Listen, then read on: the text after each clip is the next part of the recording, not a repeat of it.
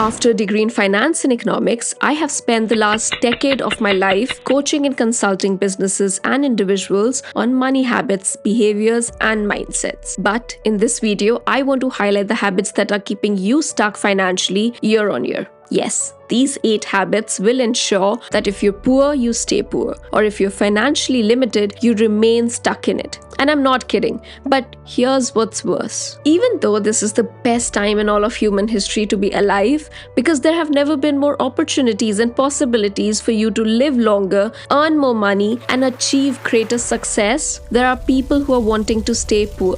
They're unwilling to change, to accept new habits that can improve their standard of living. If you continue these 8 habits too, I can guarantee you will live paycheck to paycheck, never be able to meet your wishes, and never live the life that you may have wanted to. But as you go through these habits, remember, you need to come up with strategies to reverse these habits. And I'm holding a webinar next month which will walk you through the process and what you can do to overcome these inherent money roadblocks quickly. But for now, let's understand what keeps us stuck. Number 1.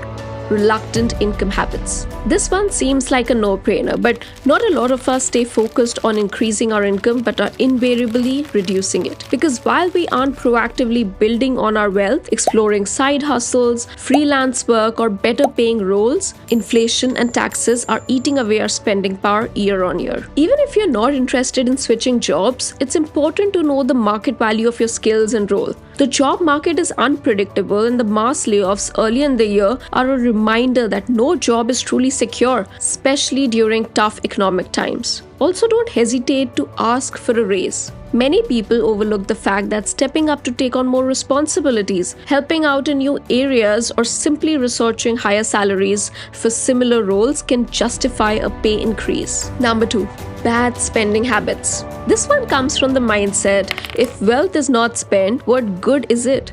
Well, I can convince you otherwise. The highest form of wealth isn't about spending, it's about freedom. It's waking up every morning and saying, I can do what I want today. The feeling of control over your life is one of the most reliable ways to experience true well-being. It matters more than your salary, your fancy car, or even the biggest achievements you've reached. Think about it. If going home from work is only possible after a 16-hour shift, and if even that was a luxury, how draining would it be to live like that all the time? Even if you love what you do, being forced to do it on someone else's schedule can quickly make you feel trapped. And this feeling is called reactance. It happens when you lose the freedom to choose, even for things that you enjoy. Number 3. Consumption mindset. Now this is a wealth killer. Think about it, Rihanna, one of the highest paid artists in the world in 2009, found herself nearly broke. Even though she was raking in millions from her tours, endorsements, and music, she could not keep up with her extravagant lifestyle. And this is called lifestyle inflation. I talk about it in more detail in the video linked right here, but if there's one thing you need to remember, know that your income is not your wealth. Wealth has little to do with income and more to do with savings. If you want to be a millionaire to spend $1 million, that will keep you poor. If you want to be a millionaire to live a life of less worry, more freedom to do what you want to do, when you want to do it, and however you want to do it, yes, it will keep you wealthy.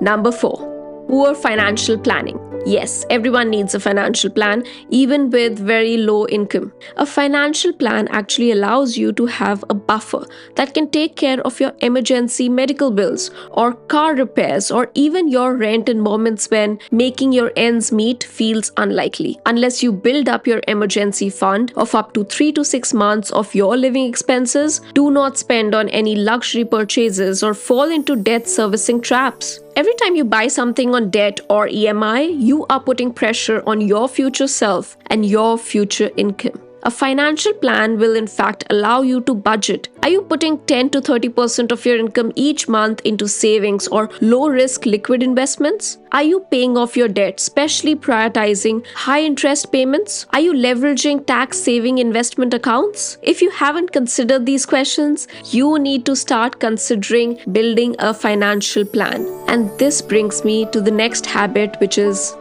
not deciding on a figure. You can't hit a target you can't see, so whatever that amount is, decide on it. Write it down, have it running in your mind. Know that it does not have to be crazy. And there's a quote by Brian Tracy on this, and that goes, "The first million is the hardest, the second is inevitable." For the first million, you need to become a different person than you are today. You will need to be persistent, you will need to be courageous, and you will need to be disciplined. What this means is that you will need to become a millionaire in your mind first. But you can only do that if you have a target in mind. Number 6. Falling for the freebies. Now this is a big one, especially today. Every time you see buy 2 and get 1 free, ask yourself if you really need to. Most of the time, the cost of the second bottle, the second product, or the second service is usually more than the freebie. And a lot of times, the second item is unnecessary. While getting the deal may be exciting in that moment, you can try the 48-hour or the 72-hour rule. What that means is that imagine you were buying something off of Amazon and you really wanted that water bottle or that moisturizer or that set of lights for your house. Just add it to your cart. Wait for up to at least 2 days before you go back to your cart to make that purchase. The moment you give yourself a day or two to think it over, you understand if you're still excited about the purchase, or was it just a deal to you.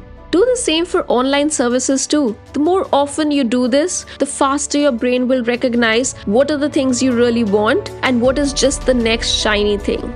Number 7. Following your passion. Now this one's a little curveball because we've all heard of this advice sometime or the other. While for some this would work beautifully, especially if you're in a creative field where your passion like singing, dancing, theater actually pays the bills. But for those people where the passion and skills don't align, this is not the best advice. Most jobs today pay for analytical and practical work where there is little to do with creative energy. And as we grow older, our passions change too. What excited us in our 20s might not be appealing in our 30s and 40s. And that's okay. You may not always get to do exactly what you love for a living, but that doesn't mean you can't enjoy or find fulfillment and happiness in the work you do. You can continue to fund your passion as a side project or a side hustle, but I do not recommend you to let go of a steady source of income when your passion is unable to support your lifestyle. Number 8. Staying ignorant.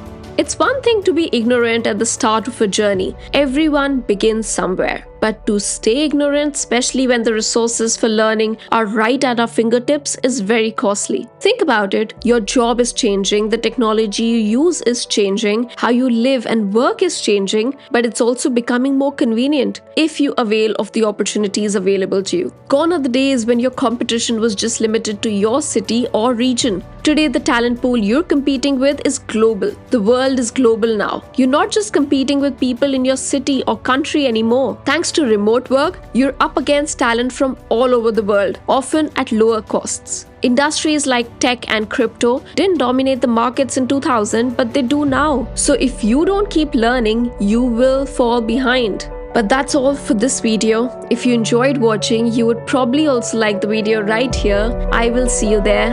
Bye.